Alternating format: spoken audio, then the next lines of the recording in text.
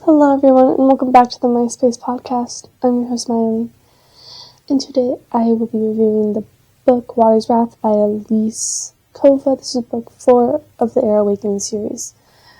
So I'm in a new room, new place, new country. So yeah, I have like 2 lights shining in my face right now, so that's great. And we're trying out these mics, so who knows how they're gonna be.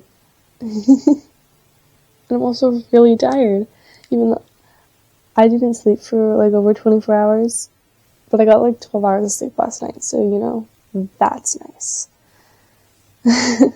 I'm trying to be quiet because I don't know how thin these walls are, so yeah, yay. And my computer's over on the side and it's lower than usual because this is on a couch. This camera is basically sitting on a couch, so it's great. Okay, anyways, rating. So I give this book 8 out of 10. In my opinion, there wasn't really like a lot that happened. It was nice because it was like slower and it was kind of more subdued. Like the things that happened weren't like crazy like the last 3 books. So not a lot of crazy big things happened. Awakens was also only in this book for like half of it. Like he showed up at the halfway mark basically. And then that's when he started becoming a bigger character in it.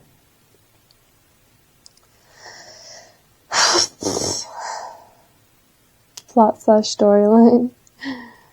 So, Valhalla ran off and stayed hidden for like 4-ish months. Then the Knights of Jadar came to get her because they found her, and she successfully got away by killing them. Jackson finds her and then decides to help her in what she's doing. Like her revenge plan, kind of. And then Kova, and she's captured again. Then she escapes again.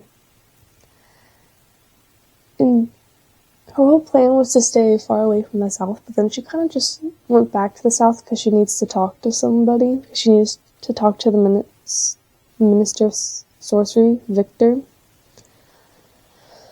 Then they started working on something together that had to do why she needed to talk to him. In this book, she hung out with her friends more, so you see more of them. She trains more. She deals with having to see Awakens with his betrothed all the time. Really, every time she sees him, she's there.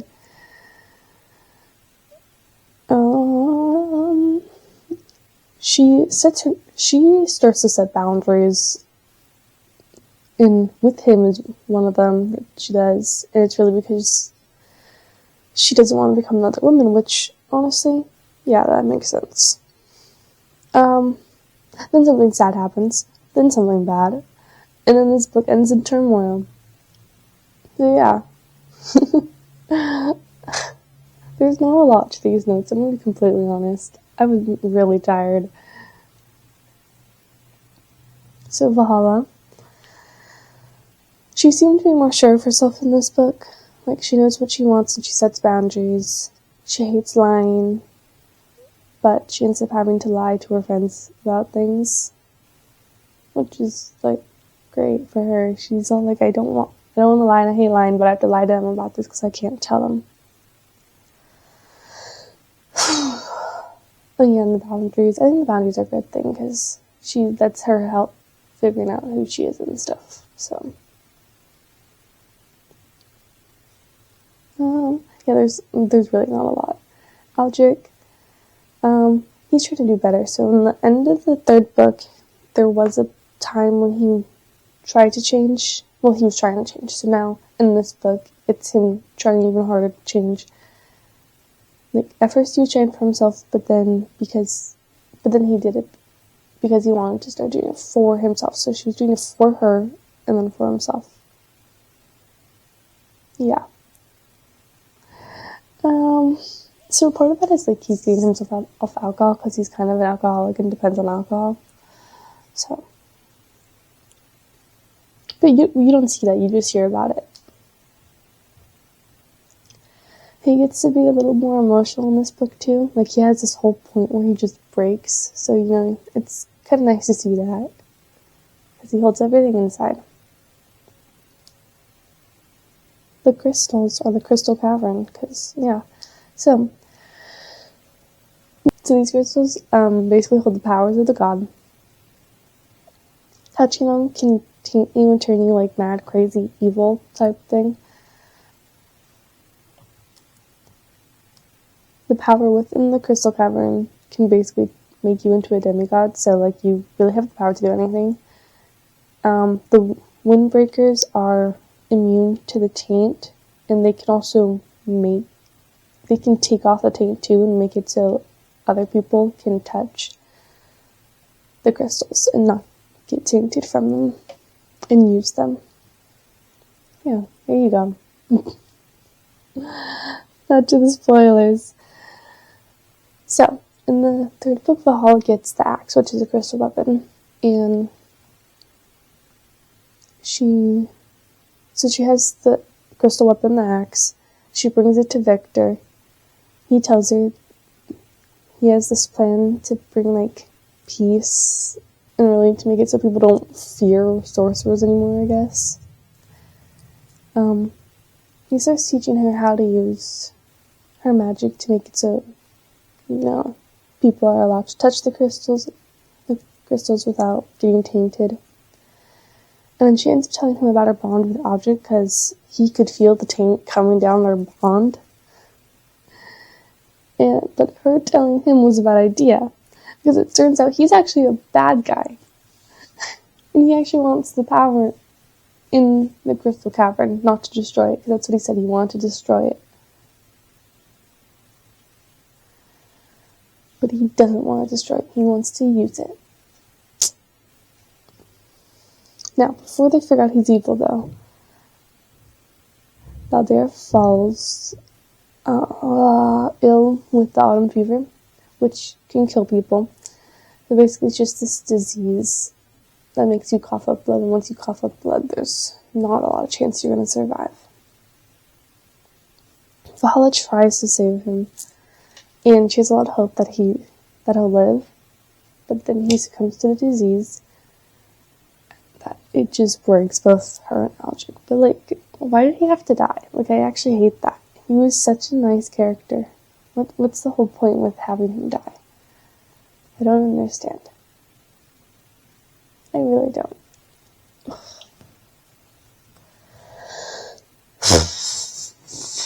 And this breaks Aldrich more than Valhalla because, well, Balder was his younger brother and he loved his younger brother, and also because he never got the chance to tell Balder he forgives him for everything, and that just breaks Aldrich. They actually spend the night curled up in each other's arms. They don't do anything but cry, and it's such a kind of turning point kind of in their relationship because they were broken up for a bit. Now it's kind of like they're back together.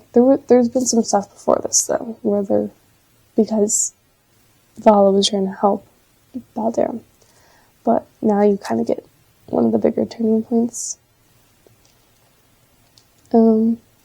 Altrigal at the time also tells Valhalla how in his dreams he sees her future. One of them is her death, which actually that part does come up. Then his dad comes actually, and Altric hides Valhalla away in one of his other rooms, and he tells her to ask a question to whoever comes to the door, and if they don't get it correct, not to open the door. So then, when somebody comes to the door and gets the question right, she opens it. And it is Aldrich, but he's acting differently. He just seems different, and something seems off about him. Like, she actually mentions it, like, the light reflects weird. But she doesn't think twice about it when she should have, which is so annoying. So I'm like, girl, you saw all these signs and you didn't do anything about it. And he says that Victor was lying to her and wants the power of the crystals, and was heading over there and needed to go and stop him. But that turns out to be a lie. When she doesn't realize until too late, which she should have noticed way sooner, because everybody else did. And this Aldrich turns out to be Victor covered in an illusion, because yes, he's evil. He steals her magic, because they're in the Crystal Caverns. He steals her magic, and then basically uses her as a sacrifice. And which makes so Victor becomes this demigod figure and is all like, I'm gonna rule the world. And also while stealing her magic, he steals the part of magic that Aldrich kind of put in her, that formed the bond, or something like that. So now they don't have the bond, and then also, as Valhalla is dying, because, they try to use her as a sacrifice to save her, Aldrich uses the power of their bond, or at least like his side or something, I don't really know, to save her, which effectively destroys the bond. So, bond is gone. His fire can hurt her now. It's all a lot. She doesn't have any powers. She's powerless. Yeah, great. And she's alive still though, so at least that counts. And honestly, she's kind of like hurt, but she doesn't really let herself break over the loss of her powers, which she kind of wanted to. Then, to get help from people of the north, Aldrich has to make a deal with them that promises that he will give them his heir and have his heir live with them for the first 14 years of his heir's life. So, that's great. Why is it always with the firstborn child? Why is it always the child that has to be? Because it's like a whole, you're gonna actually make sure that you go through with your side of the deal. Because if you don't, we're gonna kill him, basically.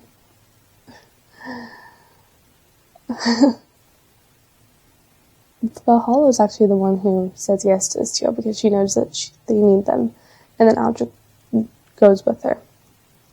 Only because Valhalla says yes.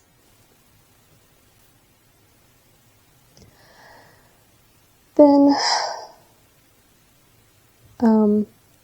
they learn that Victor killed the Emperor, and that Victor will kill anyone else who doesn't kneel to Victor, and instead kneels to the Emperor. So, everyone's dead now, which is just great. And so Aldrich is now the Emperor. And now they have to somehow destroy this god figure, and I don't know how that's gonna work. It keeps getting crazier and crazier and crazier and crazier, and all I want to do is sleep. And also maybe drink some water, because I haven't had water today. I actually woke up at 11 o'clock, so not cool.